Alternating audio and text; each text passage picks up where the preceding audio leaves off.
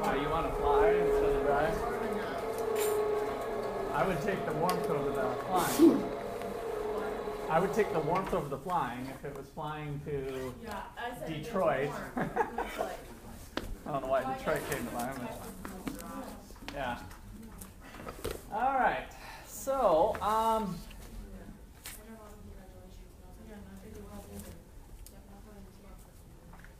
today we get into chapter 23.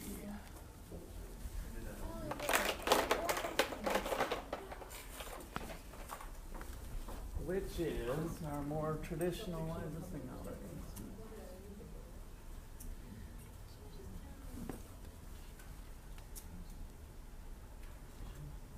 Probably because this thing's not on, I suppose.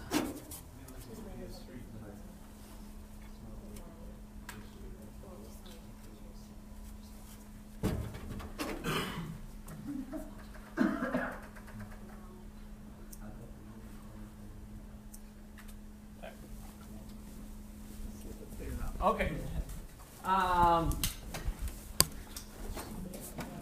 So we're going to get into the, I guess, kind of traditional aggregate demand, aggregate supply analysis of the economy. And what this does for us is it brings in all the different factors that go into macro. Obviously, the focus of this course has been monetary policy. So now we're going to see how monetary policy interacts with fiscal policy and maybe other considerations around the globe, some international forces, that sort of thing. So I want to start off with the expenditure approach to measuring real GDP. So in this case, Y equals real GDP, like we've been doing. And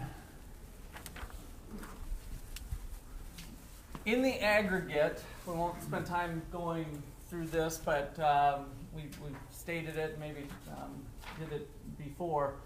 All income in the nation equals all spending. All income generated from productive activities of the resources ends up being exactly equal to the amount of spending that went on final goods and services. So that's one of our outcomes that we get when we add everything up. Each individual human being might not have their income equaling their spending. How many of you have gone into debt this year that you've spent more money than what you've earned? Should be a pretty good show of hands, right? So that is somewhat the American way. So for any individual in the economy, you don't necessarily have income equal to spending, right? But in order for you to spend more than what you have, you had to have borrowed it. You borrowed it from another person in the economy somewhere. That's where that money came from. And so if we add everybody up, the amount of borrowing equals the amount of lending, which means there's another human being that earned money in surplus of their spending, right? So when we add everything up, we get our income equals spending at the macro level. So the expenditure approach to measuring real GDP is our cigarettes. C plus I plus G plus, and I'm going to put, just to keep consistent with the textbook, I usually use just an X, but net exports, NX. So that's our cigarettes. And all this has done is just said, let's break all the spending apart into 4 categories. Somewhat arbitrary, but we're going to put all spending into these 4 categories. So there's not really anything super special about it, other than the categories were determined by the agents who partook in the transaction in the world. So here we are on our little island here on our blue earth, good old US of A, right? And we're going to say, who are the agents, who are the institutions, is kind of the big word we use for this, who are the institutions that play an important role in the economic activity for the island? And who do we got? Who are the groups of people, institutions, if we want to use the fancy word? Government, yes. Who else? Government. Consumers. And we're just going to lump them into a slightly different category, households. Households are consumers. What else are they, though? There's something else, too. The laborers, yeah. So they are the suppliers of the resources. So they kind of play an important role. I don't think I have my my little, I should have brought my bucket theory sheet here. Some of you have seen that 100 times. Some of you have never seen that. So I'll try to remember to bring that next time. But so households play an important role. They own all of the resources in the economy. Not only the labor, but the land, labor, capital, and entrepreneurship. All of the resources are owned by human beings ultimately. And you say, wait a second, Russ, what about those big evil corporations that make all those profits? So what's the connection there about those businesses? They have to purchase the resources. And do they own resources? Do they own? Because I'm claiming here that the households own all of the resources. Is that really true?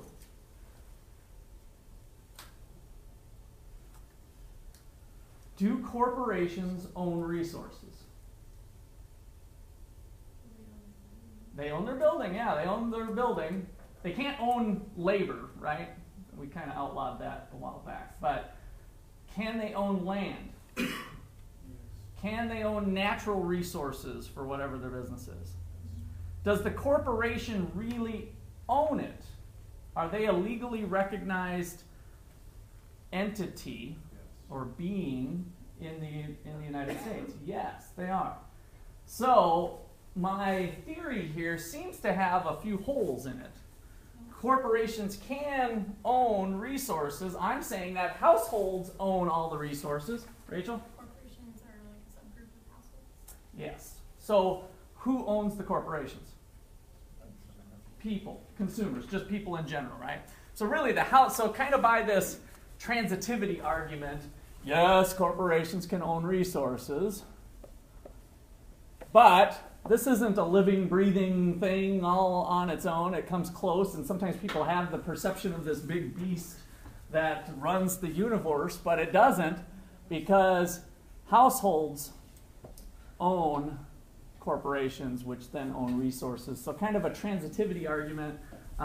Households truly own all of the resources. All of that stuff is eventually tied back to a human being that lives in a little house somewhere, maybe a big house. Okay. So we've got households that represent consumers, consumption of final goods and services, but they're also the owners of all resources. So they're a big part. In fact, I would argue that really the whole analysis is all about this. How can this better serve this, is what I would argue, right? We have this as an institution that's an important player, but economics is really about this, about serving this. How can we do best? How can we organize society such that this is the best served? That's serving the people, the real human beings that are there. That's kind of the big economic problem of trying to satisfy unlimited wants with limited resources. Okay, so we got government, households, another important agent, or player, or institution.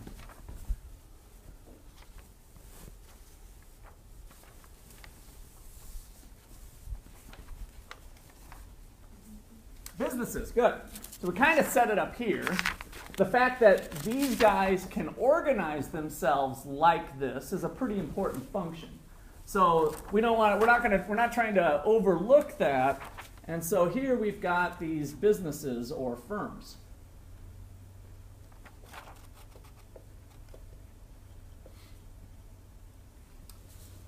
Okay, and so what the businesses do that's important is they ultimately end up buying resources from the consumers. So they produce final goods and services, and they buy resources.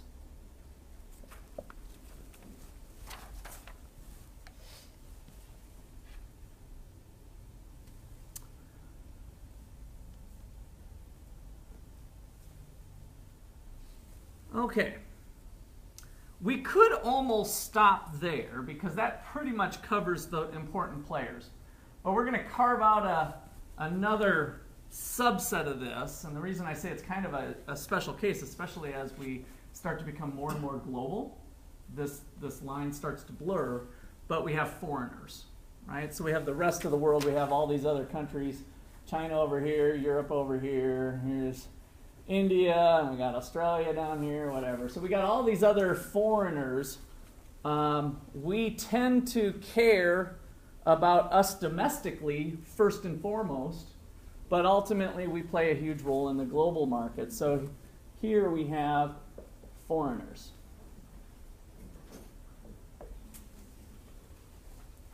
Which are foreign governments, households, and businesses.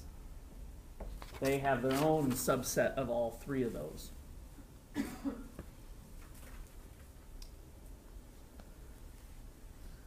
Okay, any questions or comments there? I might add on to the government, since that's the focus here. We've got these two forms of areas. We've been primarily focused in on monetary policy. So with the government, I might just make a special distinction here of monetary policy and fiscal policy.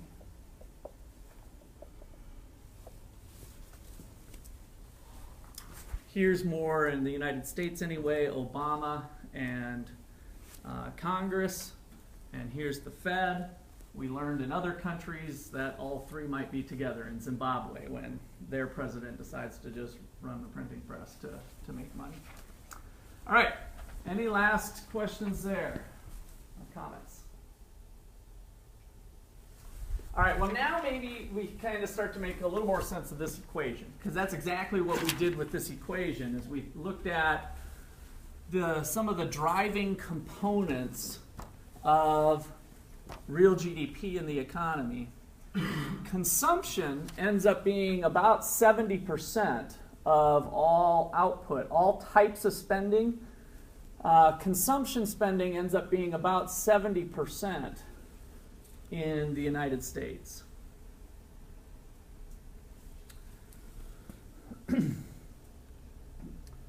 And investment ends up being about 20%.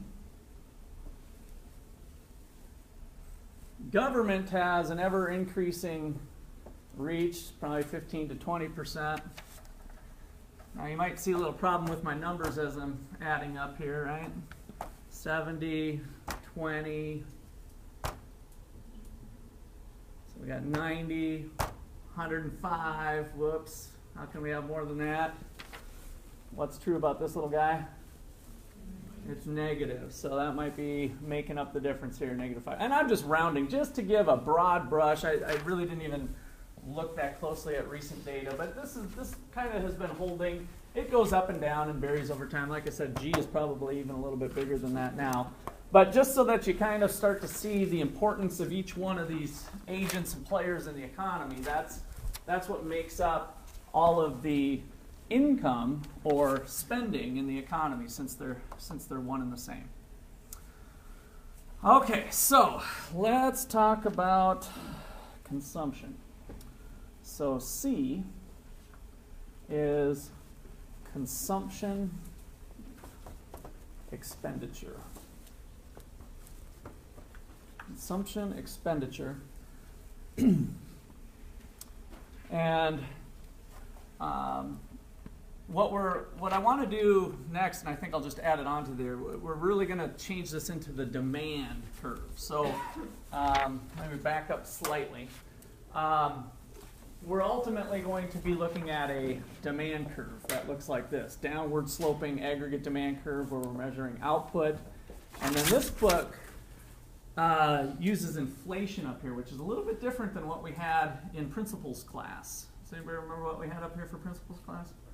The price level, yeah. So the index, which of course we know is very closely related to that, with P2 minus P1 divided by P1 is inflation. So this book uses inflation on the vertical axis.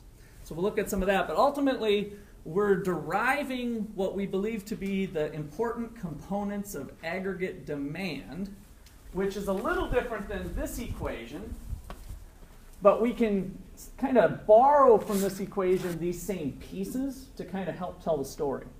So to do that, the textbook here just kind of makes this type of notation and says the aggregate demand can be thought of in these components.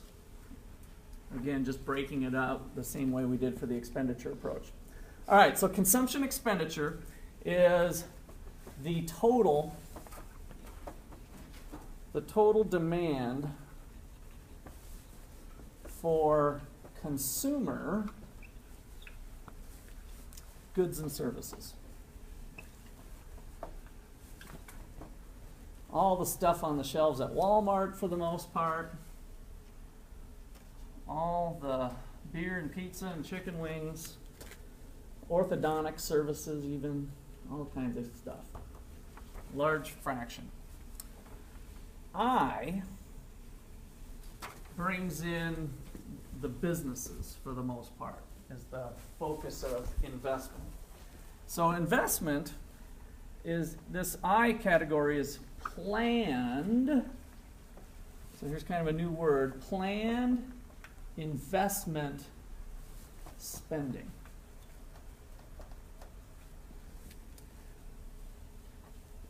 Planned investment spending. It is total planned spending by businesses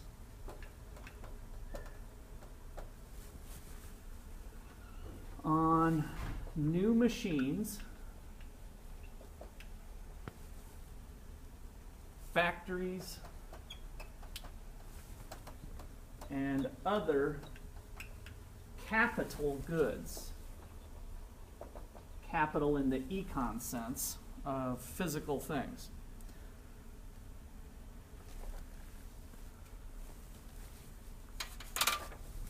And then there's the extra wild card that we throw into this is new home construction. And I'm just going to use a different color. You guys can keep using your color and emphasize it somehow else. So plus spending, planned spending on new homes. Planned spending on new homes, which is done by households, not by firms. Yes?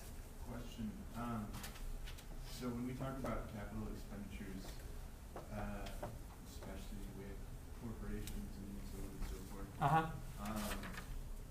whereas you'll have corporations capitalize the cost of, say, a building over 30 years or so.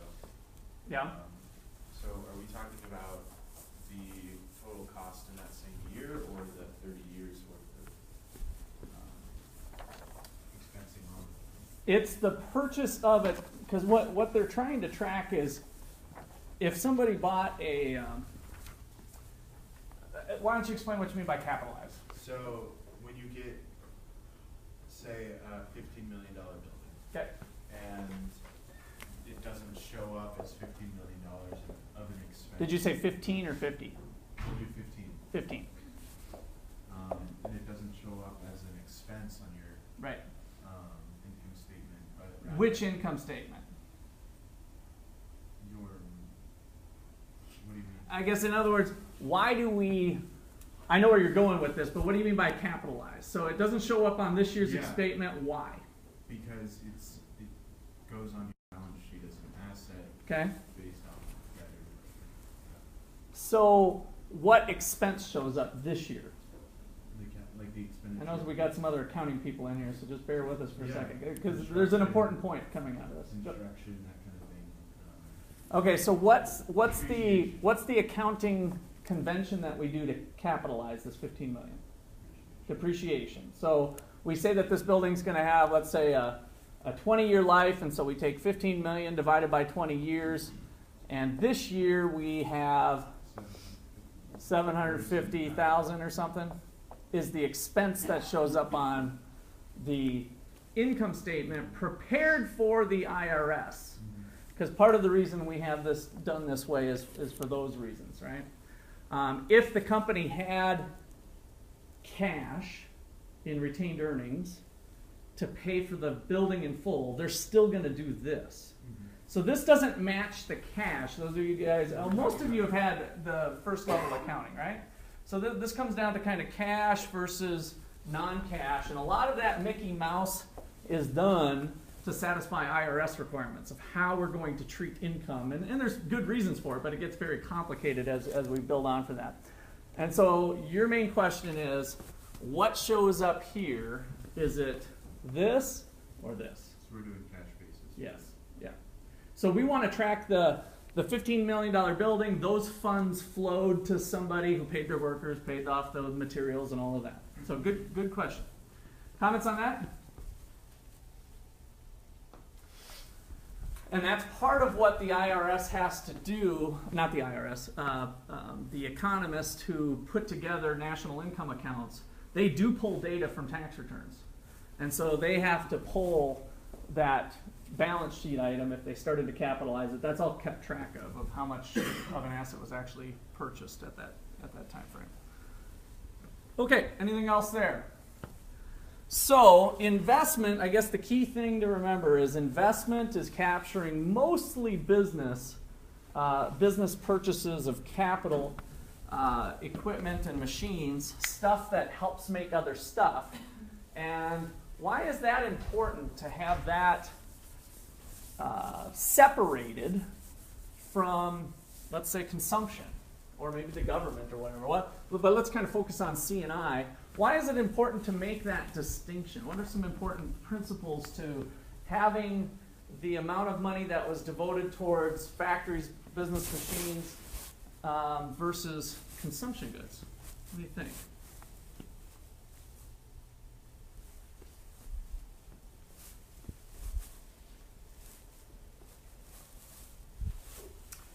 Let's go to the random number generator. Number between 2 and 12. 1, 2, 3, 4, 5, 6, 7, 8. Michael, what do you think on this one? Why would it be important to make this distinction on this type of stuff being purchased versus this type of stuff being purchased? I mean, in some respects, the money goes to people's hands and it kind of stays in the economy, so the spending is the same, but we make this distinction. What are your thoughts?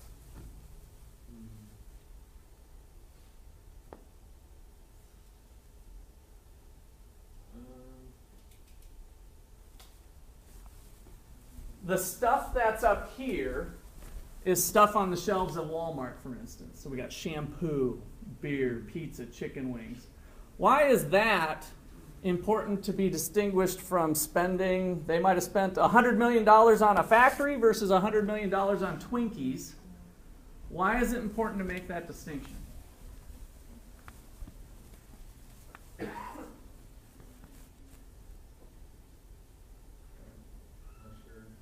Okay. 1, 2, 3, 4, 5, 6, 7, 8. Sawyer.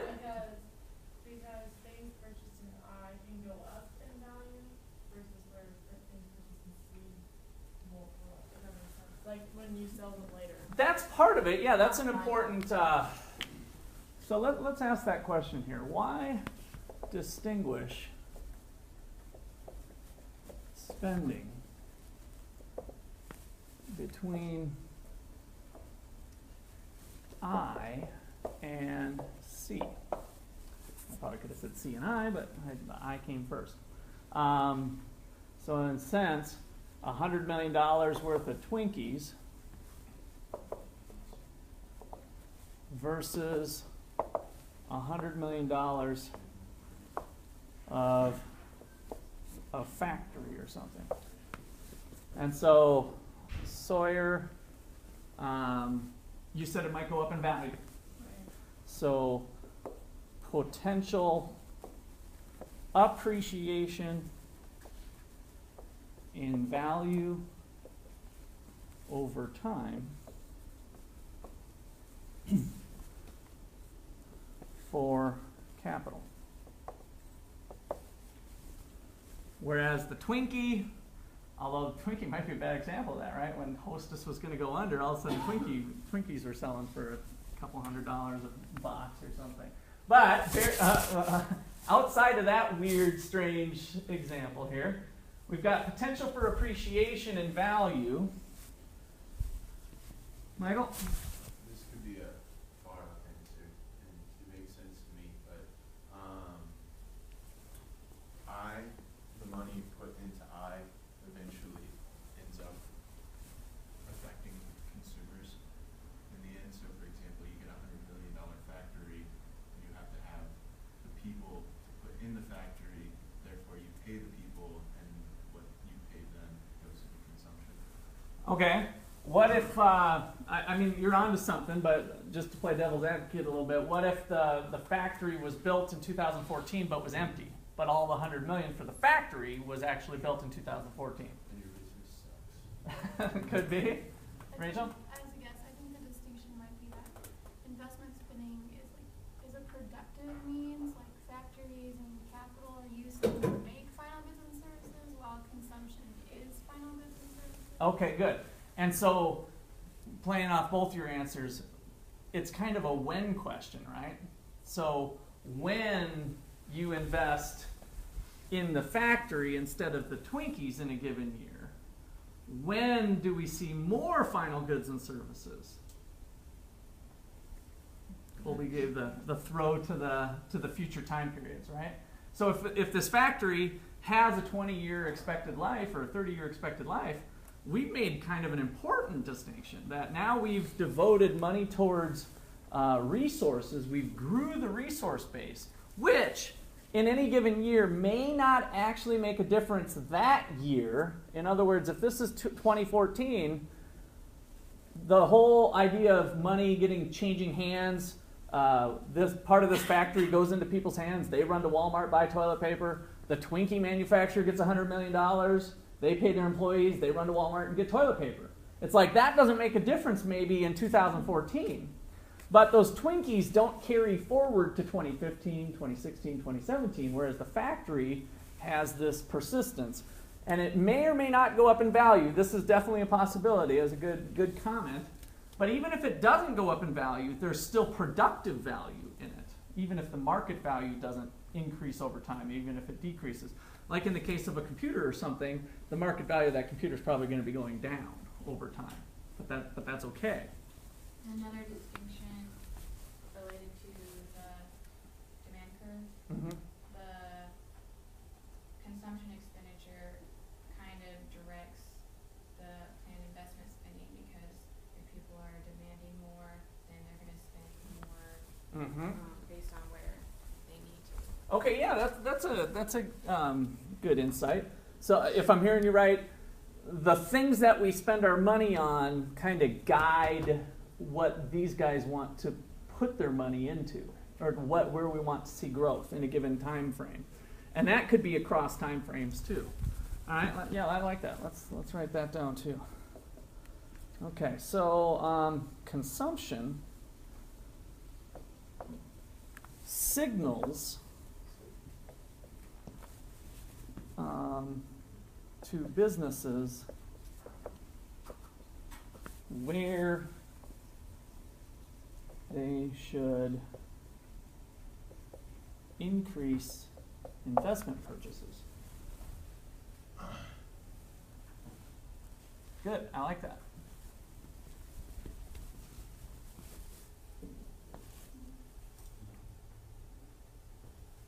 Okay, and then the one we were just saying before, I want to make sure we get that on. So we got the persistence here, which kind of ties into these capital can be used over time and will increase potential output, potential Y in the future. We've basically had an increase in the resource base.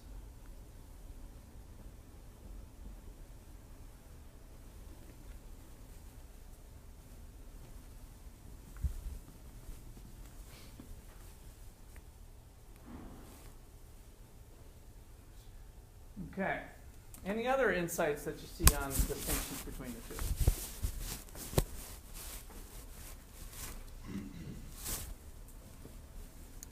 All right. So all of these are good reasons to be looking at both of these things and why it's important to isolate those in the demand analysis. Okay. So what else we got here? We got G.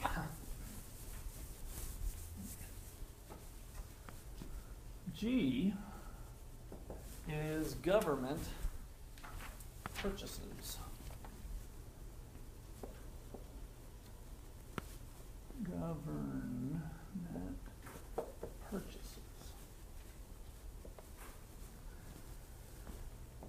And this is spending by all levels of government, federal, state, and even down to the City of Ottawa local level. Spending by all levels of government on goods and services.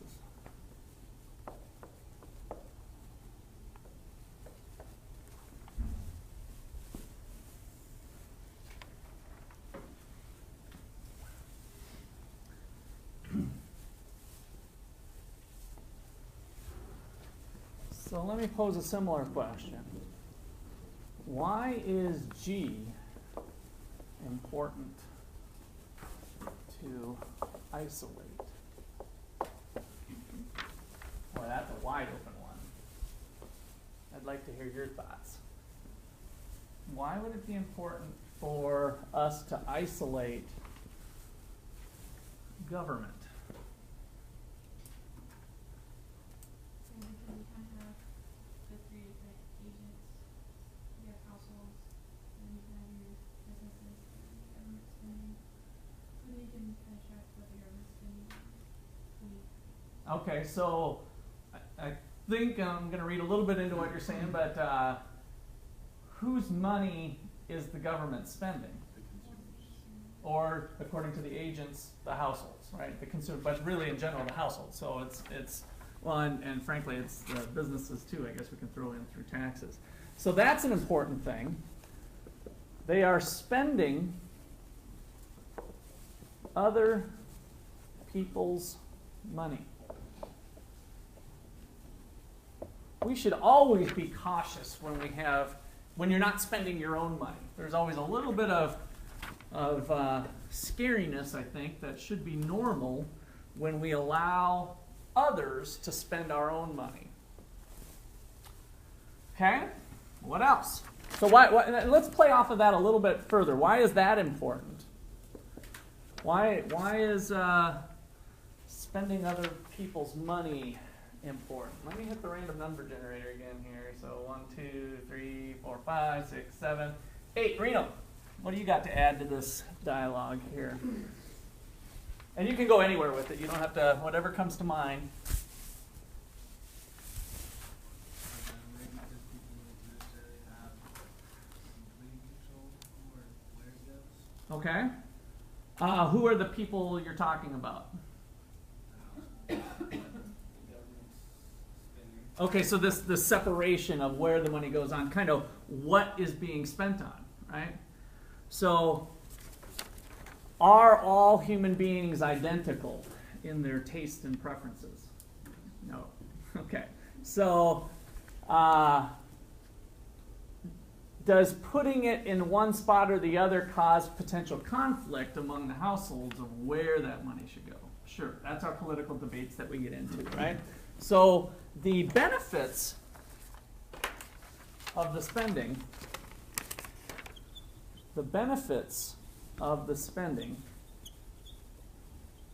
are not equally enjoyed by households or firms that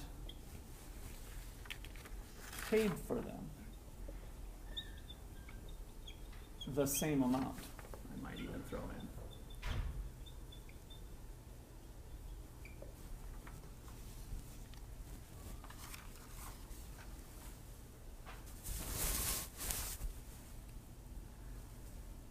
Now, the same could be stated for the market system, by the way.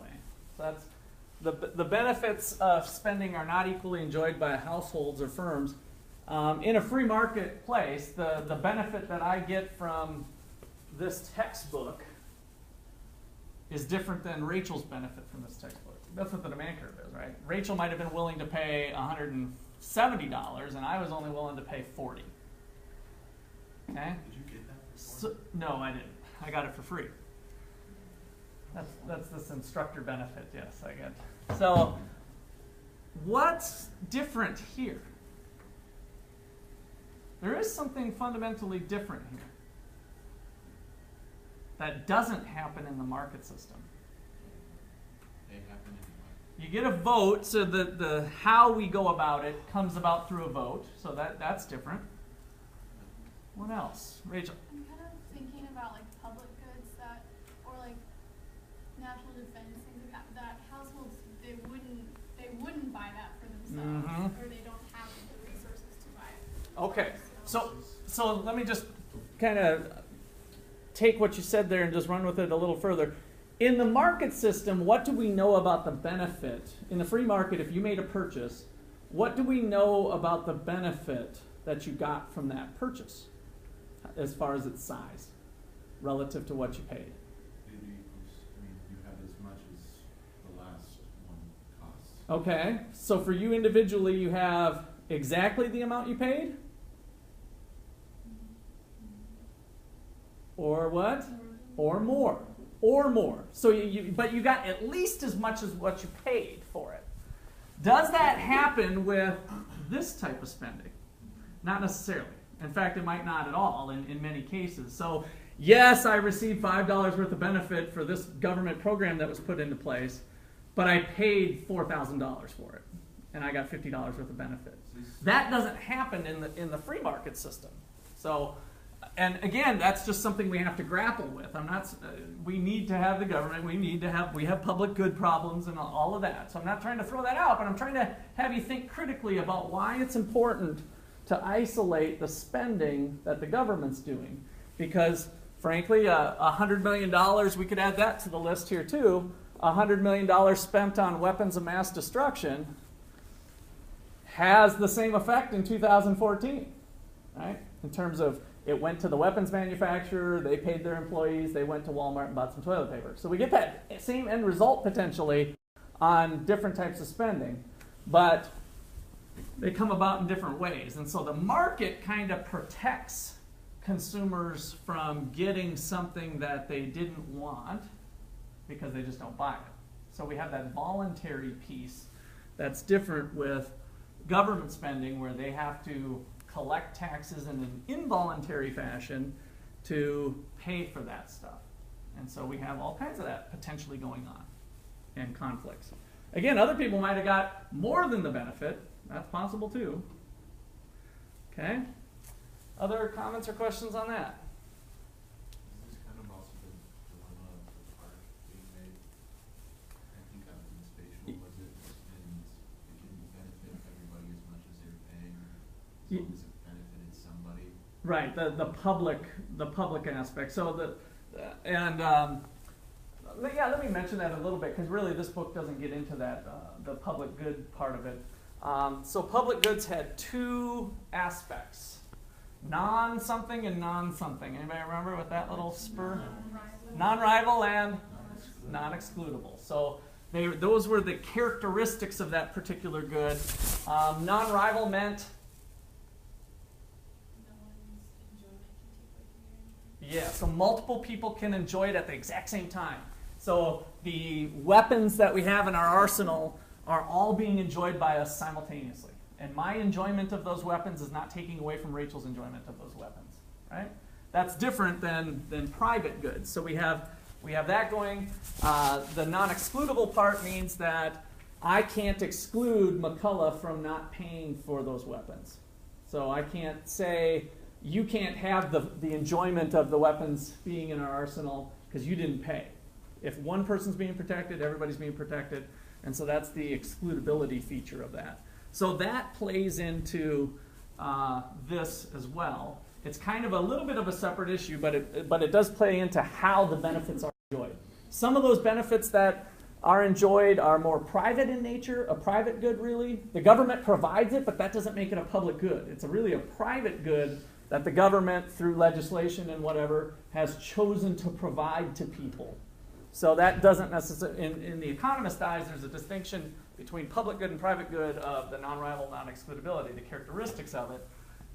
In layman's terms, anything that the government buys is a public good. Well, that's not the way it is in econ class. Okay, good. Any other comments, questions? All right, so these are all really important underlying fundamental issues for policy as we start to get into this aggregate demand. And our last one, of course, is net exports, which I think I'll just erase this.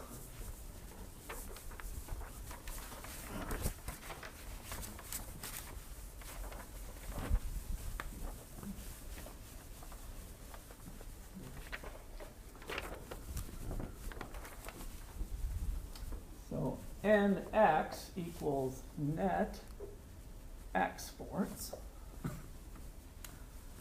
And this is net foreign spending on domestic goods and services.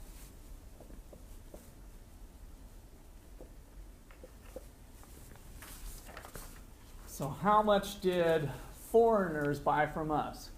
So this is net foreign spending, which allowed us to be negative over here. So if we were to write out a formula, net exports equals exports minus imports, what we buy from the rest of the world. So exports is the sale of domestic goods and services to, I should have introduced my row, the rest of the world.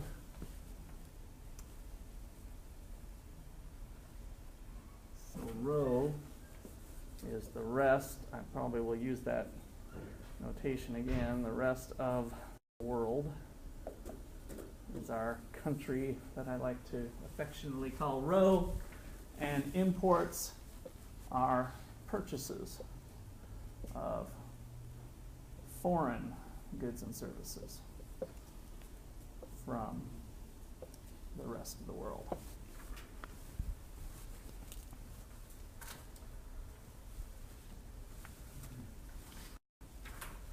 Why is this important? Why should we distinguish foreigners? A row, what's row? Row from domestic.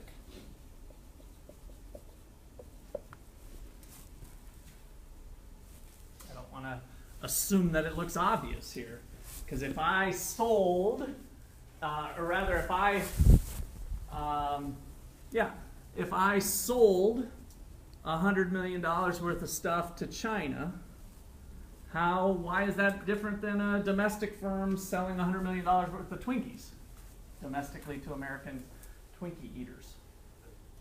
$100 million is now circulating through China's economy. Okay, so we've got this thing of the money circulating. We have the other side of the equation kind of staying in the system or leaving the system. So we sometimes refer to this as leakages and injections into the system.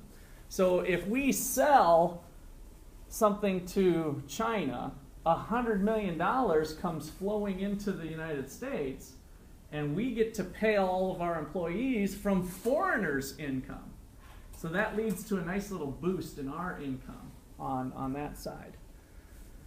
And likewise, if we buy things from China, that $100 million leaves the United States, and China gets the enjoyment of that.